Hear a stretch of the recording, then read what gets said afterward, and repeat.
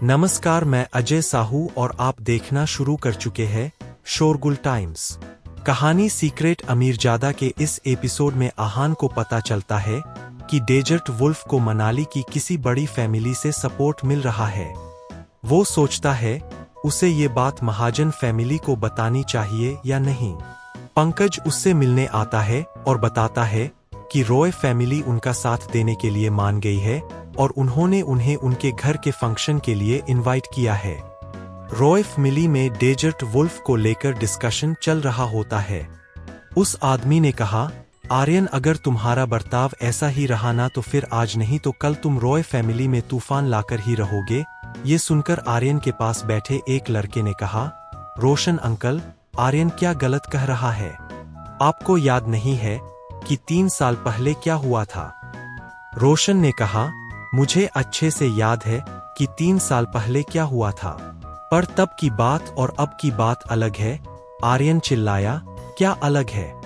अगर हमें हमारी दुश्मनी का कारण याद है तो फिर हमें उनसे बदला लेना चाहिए, वो भी तब जब हमें इतना अच्छा मौका मिल रहा है। रोशन को लग रहा था कि आर्यन बहुत इम्प्रैक्टिकली सोच रहा है, इसलिए उसने उससे बहस नहीं की और सीधा दीनानाथ से कहा, भाई साहब, भले ही हम महाजन फैमिली से हाथ मिलाकर डेजर्ट वुल्फ पर अटैक करने वाले हैं, पर फिर भी हमें सावधान रहना चाहिए।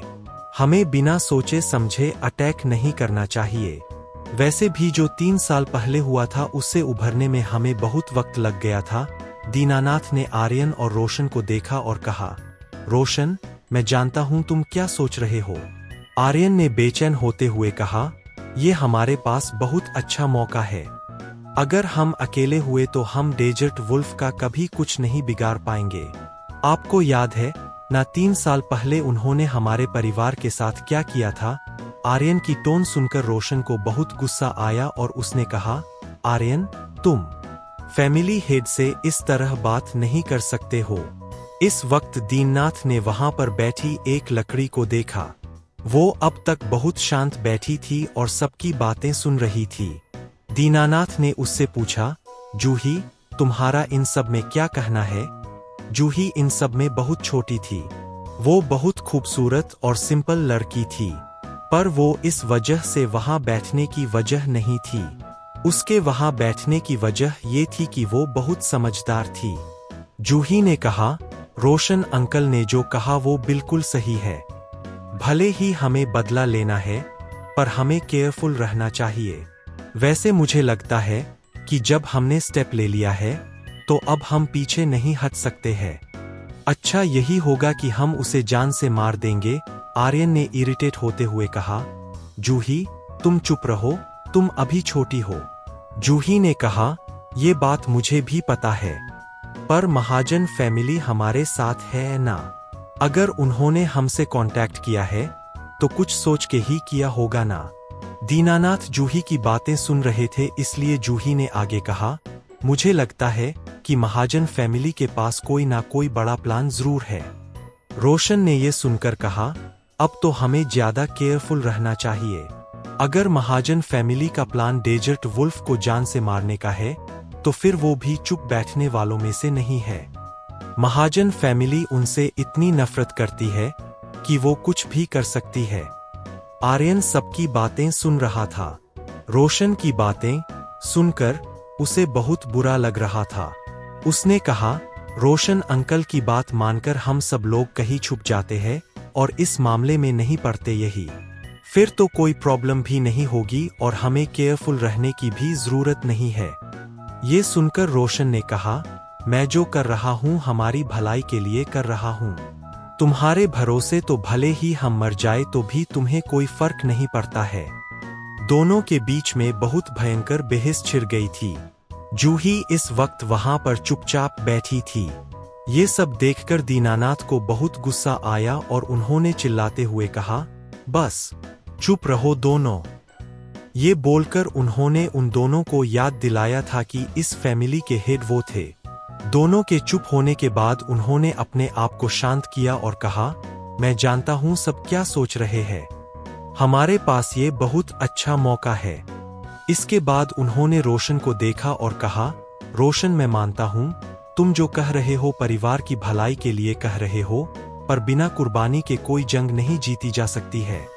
अगर महाजन फैमिली कुछ भी कर सकती है तो रॉय फैमिली भी कुछ भी कर सकती है।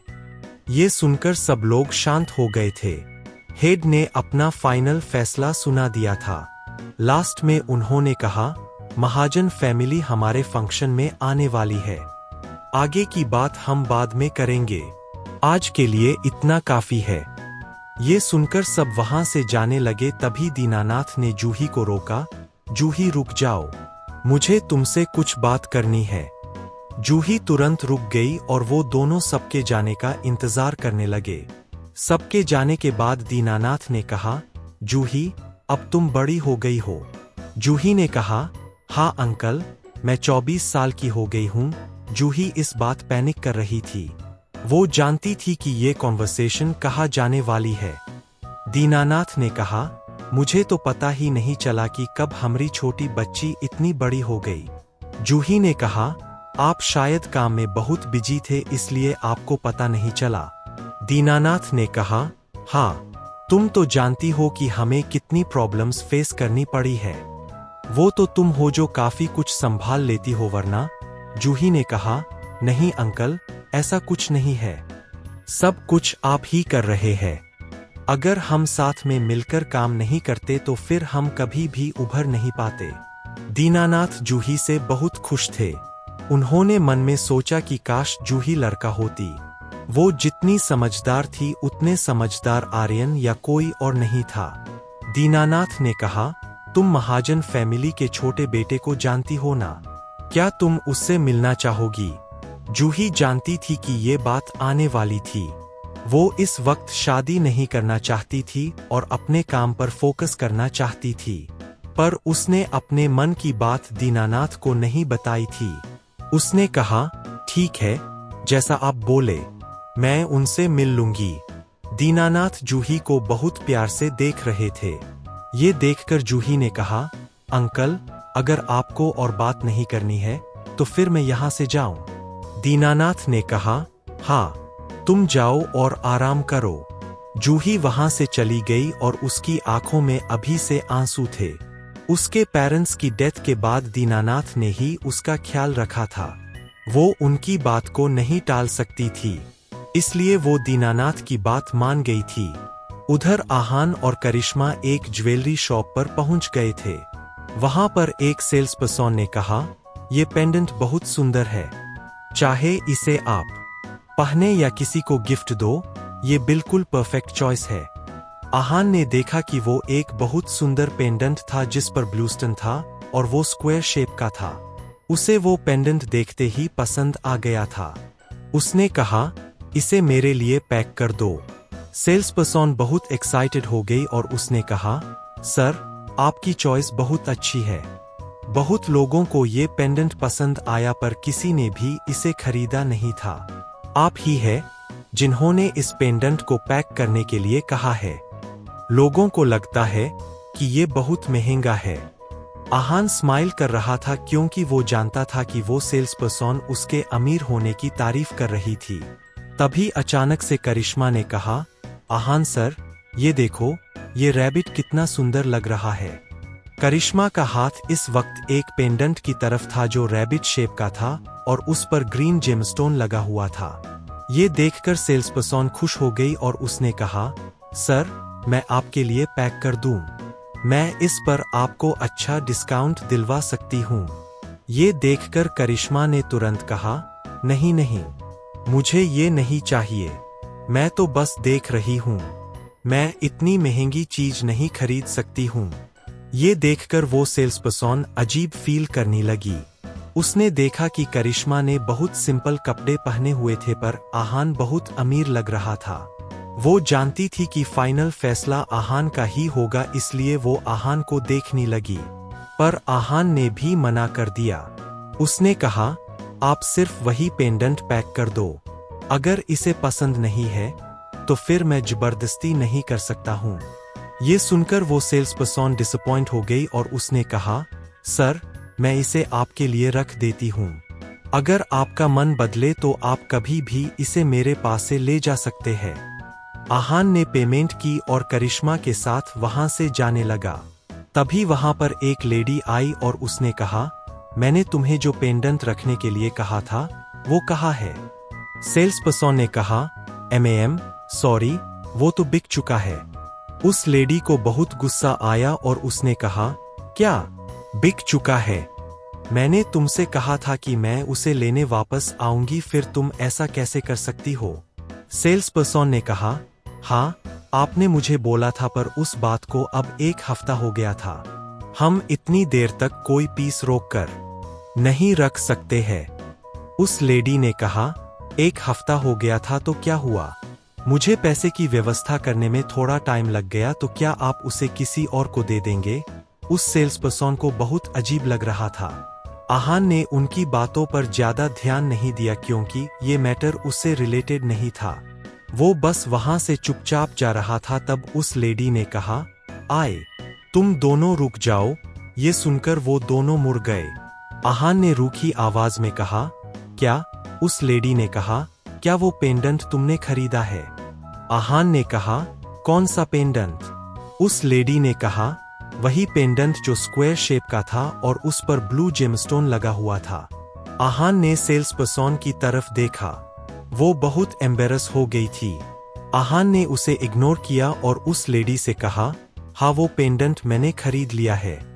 ये सुनकर उस लेडी ने कहा, मैं तुम्हें एक्स्ट्रा पैसे देती हूँ, तुम वो पेंडेंट मुझे दे दो। मैं तुम्हें 2000 एक्स्ट्रा देने के लिए तैयार हूँ। आहान ने कहा, तुम्हें लगता है कि मैं तुम्हें 2000 के लिए मेरा पसंद किया हुआ आइटम दे दूंगा? समझती क्या हो तुम अपने आप को? ये सुनकर उस लेडी ने कहा, ज्यादा मत बनो, मैं तुम्हें 5000 देने के लिए तैयार हूँ। इसे ज्यादा 1 फूटी कौड़ी नहीं दूंगी। चुपचाप वो पेंडेंट मुझे दे दो। तुम जैसों के मुंह लगने का शौक नहीं है मुझे। ज्यादा नाटक किए तो तुमसे डील करने के लिए मुझे किसी को बुलाना पड़ेगा। ये सुनकर आहान ने कहा, एक काम करो, जिसे बुलाना है बुला लो। वैसे भी मैं तुम जैसे लोगों को मुंह लगकर अपना टाइम वेस्ट नहीं कर सकता हूँ। इडियट, आहान ने कहा और वहां से जाने लगा। पर वो लेडी भागकर उनके सामने आ गई और उसका बैलेंस बिगड़ गया। जैसे ही उसका बैलेंस बिगड़ा वो जोर से चिल्लाने लगी और आहान को एक लेडी को धक्का देने के लिए फ्रेम करने लगी। उसने कहा, इसने एक लेडी को धक्का मारा है, ये कैसी हरकत है? क्या कोई किसी लेडी को इस तरह ट्रीट करता है?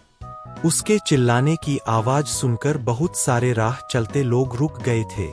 आहान अब क्या करेगा?